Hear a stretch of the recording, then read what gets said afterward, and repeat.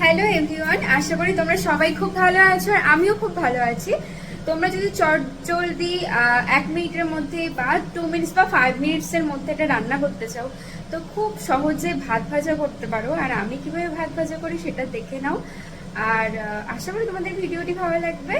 চলো, আর খুব লোভনীয় হবে এইটুকু বলতে পারছি, তোমাদেরও খুব ভালো লাগবে। চলো রেসিপিটা চটপট দেখে নাও। আমি এখানে গাজর, ক্যাপসিকাম, লঙ্কা আর এইদিকে পেঁয়াজ কেটেছি এইভাবে। আর এদিকে রসুন কুচি, আদা কুচি করেছি। আর লাগবে কি বলতো বন্ধুরা, দুটো ডিম। এই যে দুটো ডিম, বাস এবারই শুরু করে দিই রান্নাটা। চলো। আর এখানে একটা সিদ্ধ আলু দিয়েছি, একটা না, এটা হাফ সিদ্ধ আলু, এইটুকুই আমি দেব যেহেতু দুজনের জন্য এটা করা। আর এইদিকে তেল বসিয়ে দিয়েছি। চলো রান্নাটা শুরু করি, আর কিছু বলবো না। নুন, গোলমরিচের গুঁড়ো দিয়ে ডিমটা ভেজে নেব।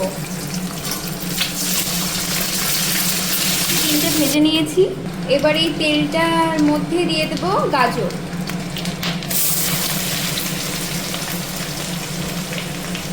এর মধ্যে ক্যাপসিকাম, লঙ্কা, পেঁয়াজ আর গাজর সবকিছু দিয়ে দিয়েছি। তারপরে একটু ভাজা ভাজা হয়ে গেলে এর মধ্যে দিয়ে দেবো আদা রসুন যে কুচিটা করেছিলাম সেটা।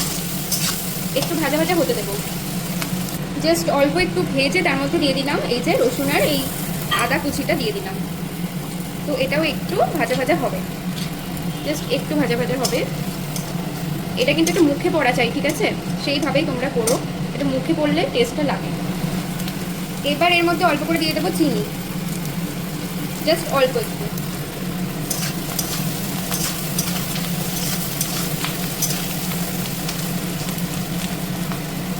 ব্যাস আমার ভাজা ভাজা হয়ে গেছে।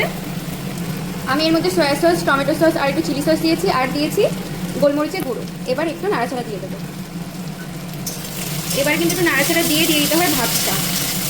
আর ডিমটা আমি দিয়ে দেবো। এবার এটা আমি আমার ডিমটা দিয়ে দিলাম। নাড়াচাড়া দিয়ে দিতে হবে। এরপরে ভাতটা দিয়ে দিলে আমার কিন্তু রান্না কমপ্লিট হয়ে যাবে। এইভাবে তোমরা একবার করো, যেমনভাবে চাউমিন করো ঠিক সেইভাবেই অনেকটা করবে। এইভাবে খুব টেস্ট হয় খেতে গাইস। এই যে আমি ভাতটা ঢেলে দিয়েছি।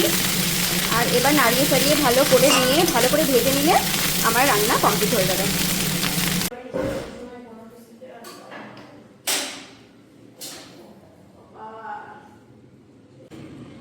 এই যে আমার ফ্রাইড রাইস রান্না কমপ্লিট। ফ্রাইড রাইসই বলতে পারো, যেইভাবে করেছি ফ্রাইড রাইসের মতন। কিন্তু ধরো কোনো কিছু নেই বাড়িতে, সবজি আছে শুধু, তো এইভাবে করে খেতে পারো তোমরা। আর খুব টেস্ট হয়। আর যা বানিয়েছি আমি নিজেই বলছি, খুব টেস্ট হয়েছে, খুব ভালো লাগলো। আমি কিন্তু এই নিয়ে হয়তো সেকেন্ডবার বানালাম। তো কেমন লাগলো ভিডিওটি অবশ্যই তোমরা কমেন্টে জানিও। আর নতুন নতুন রান্না পেতে অবশ্যই আমাকে ফলো করো। চলো টাটা, বাই বাই।